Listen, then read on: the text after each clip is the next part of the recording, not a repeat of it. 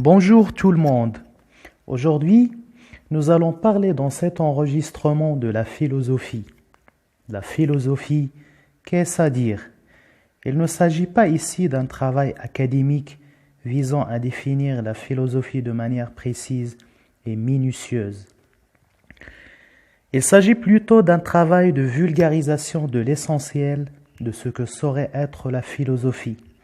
La plupart des gens qui n'ont pas une connaissance approfondie dans le domaine de la recherche et de la philosophie trouvent vraiment des difficultés à s'approprier les éléments de base nécessaires pour réussir leurs aventures au milieu des pensées et des concepts qui se contredisent et des fois s'enchevêtrent ou se mettent en parfait accord.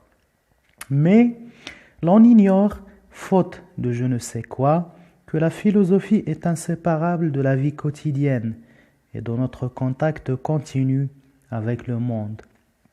Par exemple, une personne qui dit que ce qu'elle voit par son regard n'est qu'une image ou une représentation de ce que l'on voit est en vérité faire de la philosophie sans le savoir. Parler du monde et de son origine, c'est faire de la philosophie aussi sans le savoir. Parler de l'existence de Dieu, c'est faire de la philosophie. Parler du but de l'existence, c'est faire de la philosophie. Parler de l'homme et de ce qui fait sa particularité et aussi de ce qui le distingue des autres créatures, c'est faire de la philosophie. Dans cette perspective, nous pouvons dire que la philosophie est un travail à travers lequel l'on cherche à comprendre ce qui se passe autour de nous, mais aussi à comprendre ce que nous sommes. Parler par exemple de ce qui fait qu'un arbre n'est pas quelque chose d'autre qu'un arbre, c'est se poser une question philosophique. La philosophie apparaît donc comme une recherche, mais une question qui vient à l'esprit, c'est une recherche de quoi? La réponse est très simple, une recherche de ce qu'on appelle la vérité. Et d'ailleurs, l'origine étymologique du mot philosophie le montre à bien des égards, car philo signifie amour et sophie signifie la sagesse. Donc, la philosophie revient à dire l'amour de la sagesse. Et être sage, c'est plus ou moins avoir une réflexion critique, être capable de penser et d'argumenter. C'est en termes simples, avoir la compétence de penser et d'argumenter. C'est donc un apprentissage de la réflexion critique et de l'argumentation que la philosophie.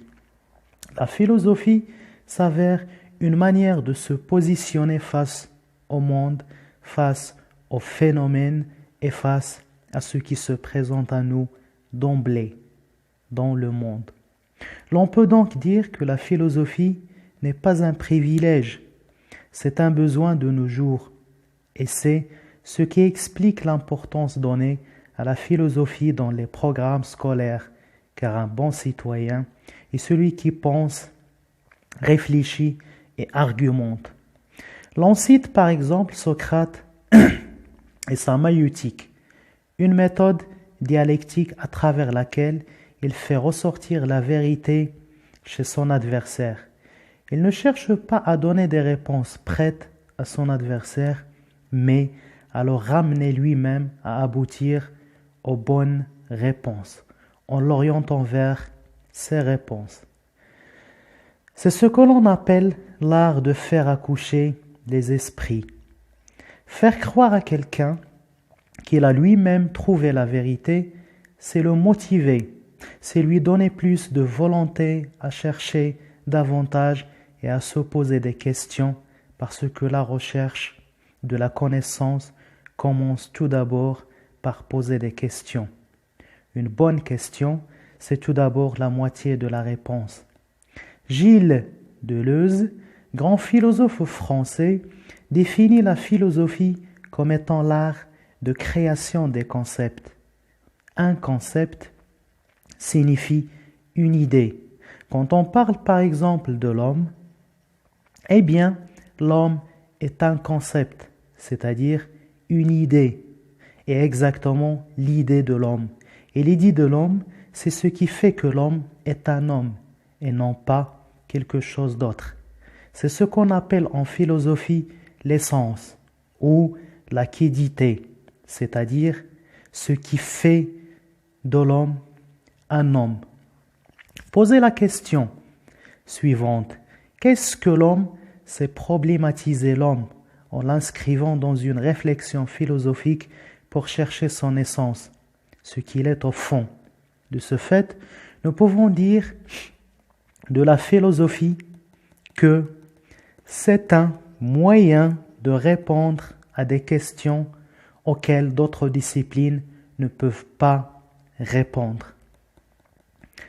Historiquement parlant, la philosophie est née en Grèce antique, quelques siècles avant Jésus-Christ.